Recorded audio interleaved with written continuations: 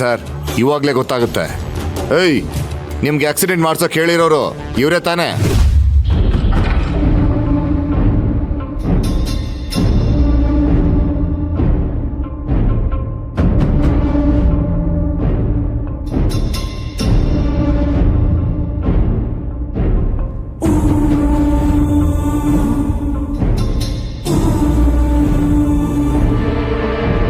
ಏನ್ರೋ ಮುಖ ನೋಡ್ತಿದ್ದೀರಾ?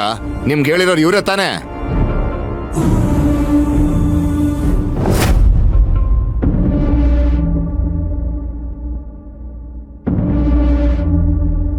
ಇವರಲ್ಲ ಸರ್.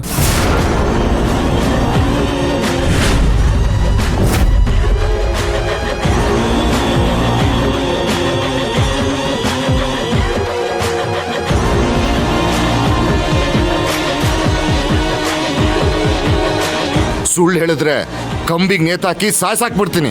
ನೀವ್ ಹೇಳಿದ ಪ್ರಬಲ ಇವರೇ ತಾನೇ? ಬೊಗಳೋ. ಸರ್, ನಮಗೆ ಆಕ್ಸಿಡೆಂಟ್ ಮಾಡಕ್ಕೆ ಹೇಳಿದ್ದು ಪ್ರಬಲ ಅನ್ನೋದು ನಿಜ, ಆದರೆ ಇವರಲ್ಲ ಸರ್.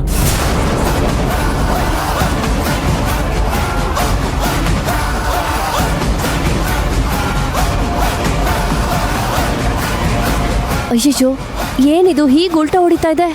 ಇವತ್ತು ಪ್ರಬಲನ್ ಕತೆ ಮುಗೀತು ಅನ್ಕೊಂಡೆ, ನೆಕ್ಸ್ಟ್ ನಾನೇ CEO ಅನ್ಕೊಂಡೆ. ನೋಡಿದ್ರೆ ಪ್ರಬಲನ್ ಕತೆ ಮುಂದುವರಿತಿದ್ಯಲ್ಲ, ಈಗೇನ್ ಮಾಡೋದು?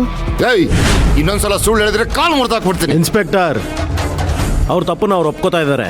ನಾನು ಮಾಡಿಸಿಲ್ಲ ಅನ್ನೋದನ್ನು ಹೇಳ್ತಾ ಇದ್ದಾರೆ. ಹಾಗಿದ್ಮೇಲೆ ಅವ್ರ ಮೇಲೆ ಯಾಕೆ ಕೈ ಮಾಡಕ್ಕೆ ಹೊರಟಿದ್ದೀರಾ? ಅವ್ರ ಬೈದಲ್ಲಿ ನಾನೇ ಅಂತ ಒಪ್ಕೊಳ್ಳಿ ಅಂತ ಪ್ರಯತ್ನ ಮಾಡ್ತಿದ್ದೀರಾ? ಹಾಗಲ್ಲ ಸರ್. ಹಾಗೆಲ್ಲ ಏನೂ ಇಲ್ಲ ಅಂದಮೇಲೆ ಅವ್ರ ಮೇಲೆ ಯಾಕೆ ಕೈ ಮಾಡಕ್ಕೆ ಹೊರಟಿದ್ದೀರಾ? ನೀವೇನಾದ್ರೂ ನನ್ನ ಗಂಡನ್ನೇ ಸಿಕ್ಕಾಕಿಸ್ಬೇಕು ಅಂತ ಯಾರ ಹತ್ರನಾದ್ರೂ ದುಡ್ಡು ತಗೊಂಡಿದ್ದೀರೋ ಹೇಗೆ? ಮೇಡಮ್, ಏನೇನೋ ಮಾತಾಡಬೇಡಿ. ನಾವು ಲಂಚಕ್ಕೆ ಆಸೆ ಪಡೋವಂಥ ಪೊಲೀಸ್ ಅಲ್ಲ. ಹಾಗಿದ್ರೆ ನೀವ್ ಇವಾಗ ಮಾಡ್ತಿರೋದು ಏನು ಸರ್? ಒಂದೇ ಹೆಸರಿನವರು ಒಂದೂರಲ್ಲಿ 10 ಜನ ಇರ್ತಾರೆ. ಇವ್ರು ಯಾರೋ ಬಂದು ಪ್ರಬಲ ಅಂತ ಹೇಳಿದ ತಕ್ಷಣ ಹಿಂದೆ ಮುಂದೆ ನೋಡದೆ ಫೋಟೋನು ತೋರಿಸ್ದೆ ಖೈದಿ ತರ ನನ್ ಗಂಡನ್ನ ಇಲ್ಲಿ ಕರ್ಕೊಂಡ್ ಬಂದು ವಿಚಾರಣೆ ಮಾಡ್ತಿದ್ದೀರಲ್ಲ, ಇದು ಸರಿನಾ?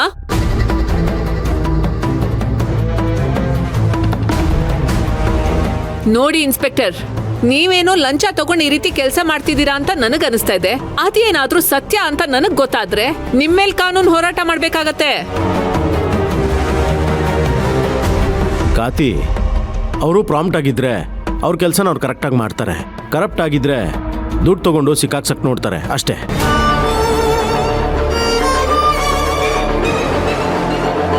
ಇವ್ರು ಏನೇ ಅಂದ್ರು ಹೇಗೆ ಅಂದ್ರು ಇದ್ರ ಹಿಂದೆ ಯಾರೋ ಒಬ್ರಿದ್ದಾರೆ ಅನ್ನೋದು ಕನ್ಫರ್ಮ್. ಆದರೆ ನನಗೆ ಬೇಜಾರಾಗ್ತಾ ಇರೋದು, ದುಃಖ ಆಗ್ತಾ ಇರೋದು ಬೇರೆ ವಿಚಾರಕ್ಕೆ. ಮನೆಯವರೇ ನನ್ನ ನಂಬದೆ ನನ್ನನ್ನು ಅನುಮಾನ ದೃಷ್ಟಿಯಿಂದ ನೋಡಿ ನನ್ನ ಮೇಲೆ ಕೈ ಮಾಡಿದ್ರಲ್ಲ,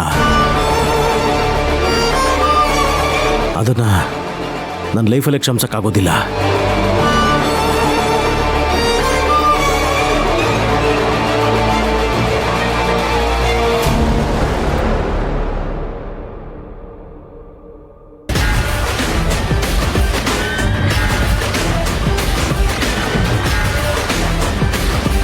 ಪ್ರಬಲ,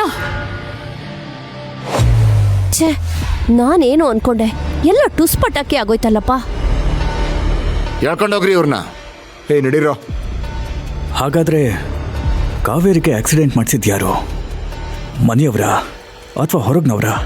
ಕಾವೇರಿಗೆ ಆಕ್ಸಿಡೆಂಟ್ ಮಾಡಿಸಿದ್ದು ಪ್ರಬಲ ಅಂತಾನೆ ಕರ್ಕೊಂಡು ಬಂದು ಈಗ ಪ್ರಬಲ ಅನ್ನೋರು ಇವರಲ್ಲ ಇನ್ನೊಬ್ರು ಅಂತ ಹೇಳ್ತಾ ಇರೋದನ್ನು ನೋಡ್ತಿದ್ರೆ ಯಾಕೋ ಅನುಮಾನ ಬರ್ತಾ ಇದೆ.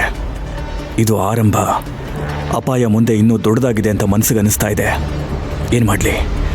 ಕಾವೇರಿನ ಹೇಗೆ ಕಾಪಾಡ್ಕೊಳ್ಳಿ? ನಡಿಯೇ, ಏನು ನೋಡ್ತಿದ್ಯಾ? ನಡಿ.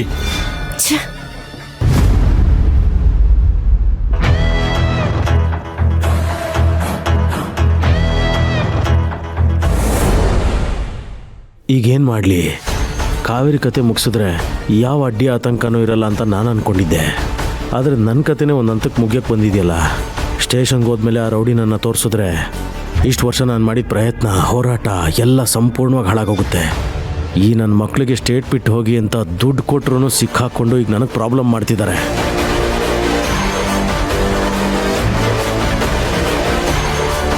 ಹಾಂ, ಇದೇ ಕರೆಕ್ಟ್. ಡೇಂಜರ್ ಆದರೂ ಓಕೆ, ಡೇರಿಂಗ್ ಕಾಲ್ ತೊಗೊಂಡಂಗಾಗತ್ತೆ.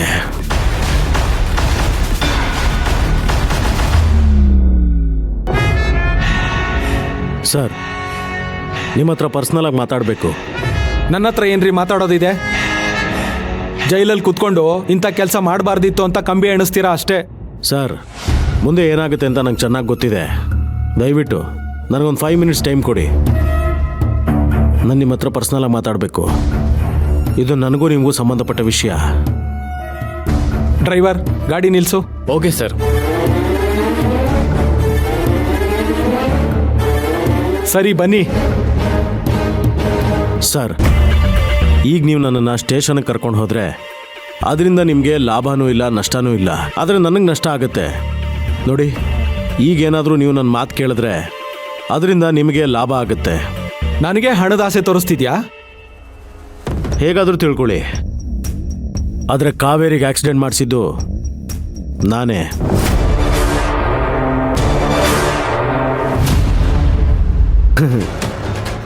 ಅವ್ರು ನನ್ನ ಸ್ಟೇಷನಲ್ಲಿ ತೋರಿಸಿದ್ರು ಕೋರ್ಟಲ್ಲಿ ಹೇಗೆ ಉಲ್ಟಾ ಹೊಡಿಬೇಕು ಅಂತ ಕ್ರಿಮಿನಲ್ ಲಾಯರ್ ಆಗಿರೋ ನನಗೆ ಚೆನ್ನಾಗಿ ಗೊತ್ತಿದೆ.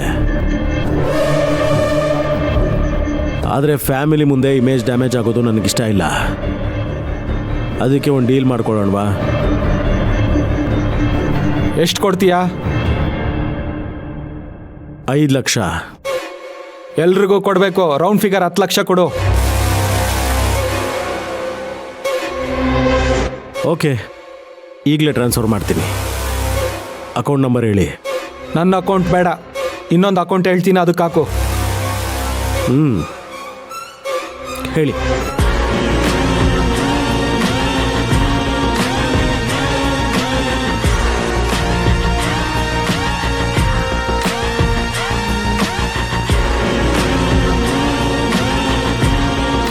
ಕಳ್ಸಿದ್ರಾ ಸರ್? ಕಳಿಸಿದ್ದೀನಿ.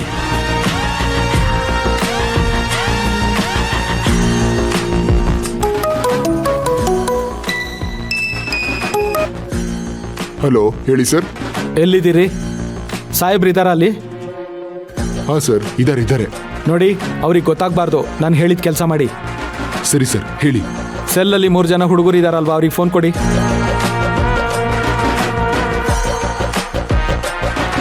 ಸರಿ ಸರ್.